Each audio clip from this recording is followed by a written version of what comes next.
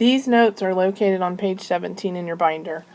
Metallic bonds are the attraction of free-floating valence electrons for positively charged metal ions. Metals are not as closely packed as a normal solid would be. Instead, again, they have cations with the free-flowing anions.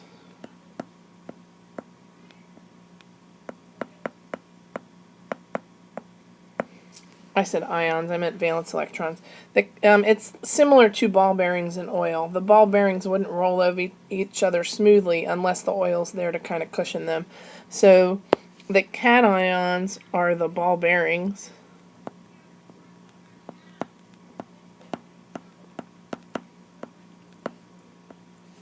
And the valence electrons are like the oil.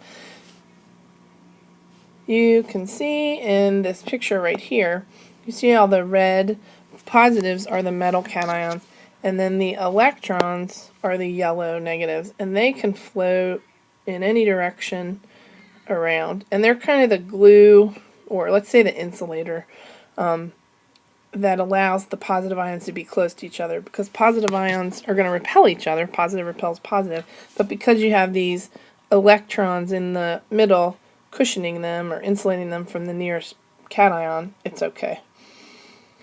Because metal bonds are like this, and the electrons flow freely, that gives rise to all these properties of metallic bonds. First off, see, I can't figure out how to get the page to move.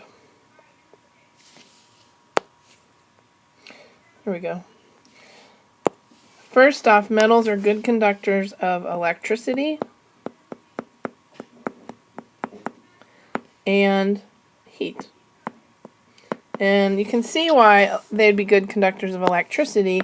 The electricity is the flow of electrons.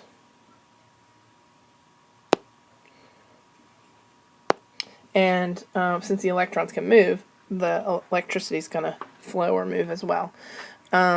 So again, the reason they're good conductors of electricity is because the electrons can move or flow.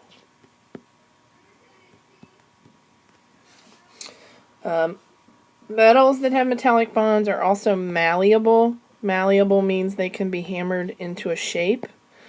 If you look at the diagram in figure 712 above, again, you can see on the right side, in A we have a metal.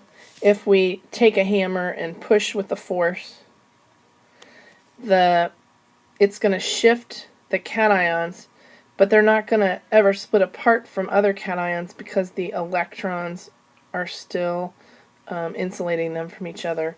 In the case of an ionic compound, if you hit the hammer, it's going to shift the atoms so that they move, because originally they're alternate every other because they're attracted to each other.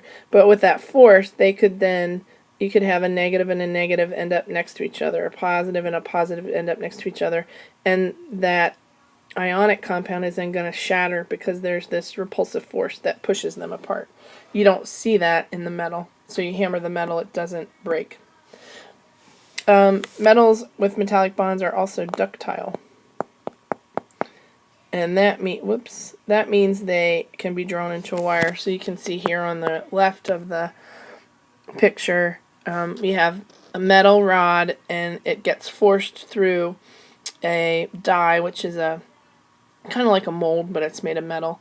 And the other end has a narrower diameter, so it makes the larger metal rod go to a diameter with that's smaller. Okay, alloys, the last thing I want to talk about in this chapter is alloys are a mixture composed of two or more metals, and at least one of those metals two or more elements, and at least one of which is a metal. Examples are brass, that's made of copper and zinc. Bronze is a mixture of copper and tin. And again, alloys are a mixture. They didn't react and form a new compound. They're just a mixing of the atoms. Sterling silver, which is a lot of jewelry, is made of silver and copper. Another thing about an alloy is they tend to have properties that are more desirable than the metal itself. So for example, sterling silver is better than silver because silver tarnishes when it's exposed to water, oxygen in the air. It makes silver oxide, which is black. So your pretty silver jewelry would turn an ugly black. Sterling silver, on the other hand, resists that oxygen reaction, which is called oxidation. So it's much more desirable as jewelry. A lot of fancy, I don't know, like cream and sugar containers are silver, and you have to polish them continuously. Stainless steel is a mixture of iron, chromium, carbon, and nickel.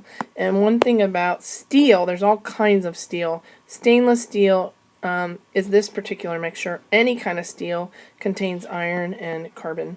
So steel is an alloy. It's got a more desirable property than just straight iron. Steel is much stronger than just straight iron, and that's because of the added carbon. Stainless steel is better than regular steel because it resists rust, and that's due to the chromium and the nickel in it. Now, there's all kinds of different steel, and what elements are put in the steel mixture depends on the use for the steel. That concludes this set of video notes.